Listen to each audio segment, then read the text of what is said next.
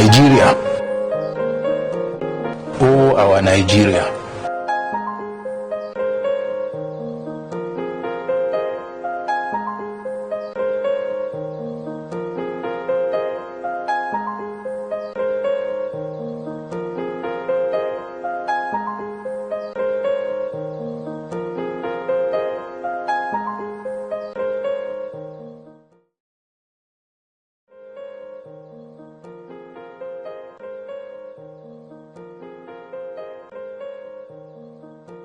An indolent labor union and matters arising. For the past 4 years, I have been insisting that our problem and even need now is not about salary increment, but about being a productive nation that produces what it needs and uses what it produces. This will galvanize our economy and strengthen the naira. With a strong currency, 30,000 naira is more than enough as a basic salary. Just imagine the naira to be equal to the dollar. And there was a time when 60 naira was equal to $100. Here I have reproduced an oral write-up on this topic. There is no Nigerian that will tell you he is not aware of the NLC, even if he does not know that it is an acronym for the Nigerian Labour Congress. What the average Nigerian knows about them is that they always go on strike at the drop of a hat. Strikes that have lost their meaning because they always achieve almost nothing.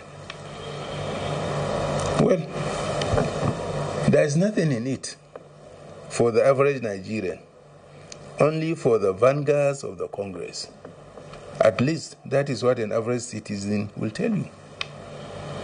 This suspicion, or rather an assumption, is fueled by the fact that days into a strike, and in most cases just 2 days, the comrades will be shown on national television laughing and exchanging banters with government officials. And the next you hear is that the strike is suspended, while the reasons for the strike in the first place remain unresolved. Citizens suspect the laughs from the chubby cheek people on the telly mean each side is happy with what transpired at the closed door meeting, despite the cause of the strike remaining unresolved. A good example is that of fuel increase or subsidy withdrawal. The labor leaders will shout, give ultimatums, and then mobilize workers for a strike. And these strikes affect everyone, not only workers, because the public and private sectors are intricately connected. Yet the issue, that's of subsidy, lingers. The palliatives promised, even though mainly targeted to help government workers, are too little or are still being awaited. We were witnesses to a long strike, getting to almost a year, by the Academic Staff Union of Universities, ASU. Yet the NLC was nowhere to be found. But what is getting alarming now is that the labor union, like our governments and their institutions, is becoming a tool for personal causes. There is no reason for the union to call a national strike because its president was assaulted.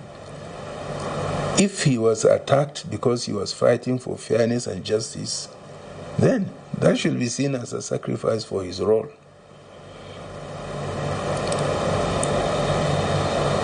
Mahatma Gandhi, Nelson Mandela, Aminu Kano, Gambo Sawaba, and many other great freedom and human rights fighters never privatized or personalized their struggles or made people fight the system because they were assaulted. In any case, how many Nigerians have been attacked, humiliated, and dehumanized without the labor union fighting for them? How many have been killed? Some by non-state actors and some by security agents.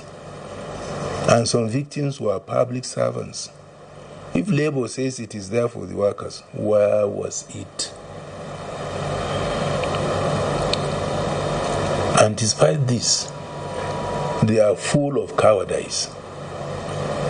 For instance, the Labour Union president was manhandled in Owerri, but they came to Abuja airport to block access roads, and after that, they embarked on a nationwide strike.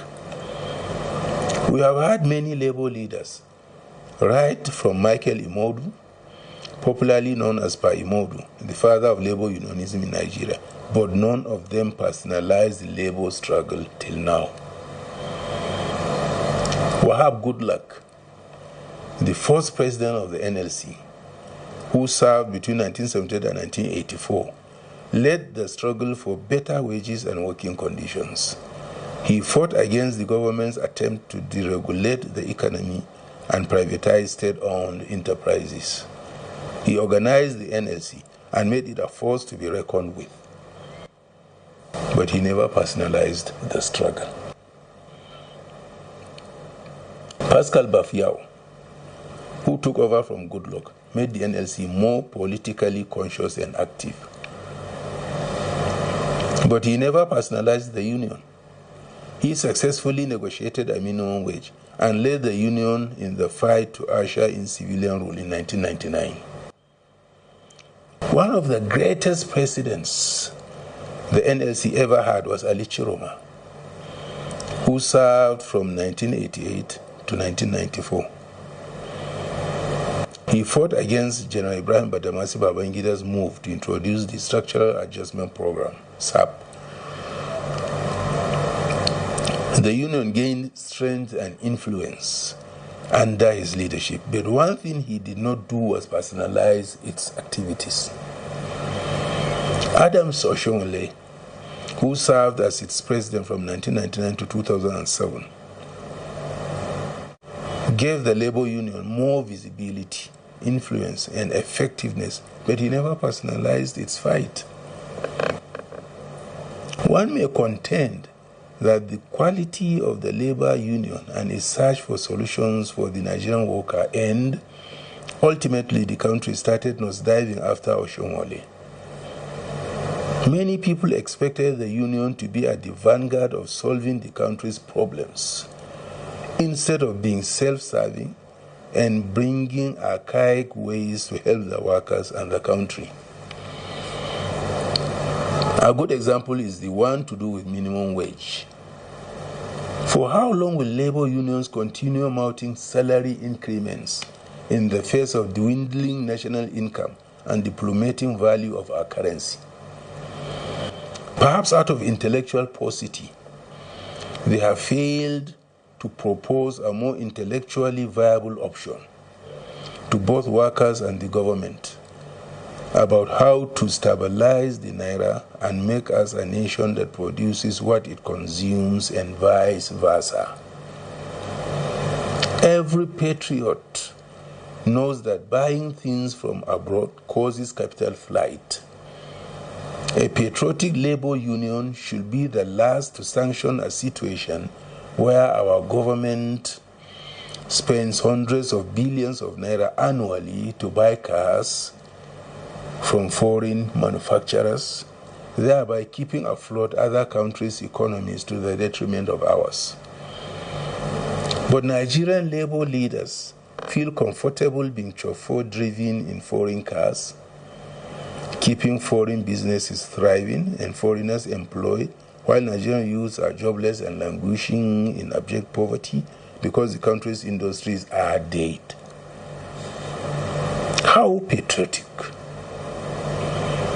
This is why they cannot offer a better alternative other than asking for a salary increment. They do not have the intellectual capacity to know that it is not the quantity but the quality of the currency that matters. Take, for instance, the case of China and Germany, where the minimum wages are $358, that's about 405,000 naira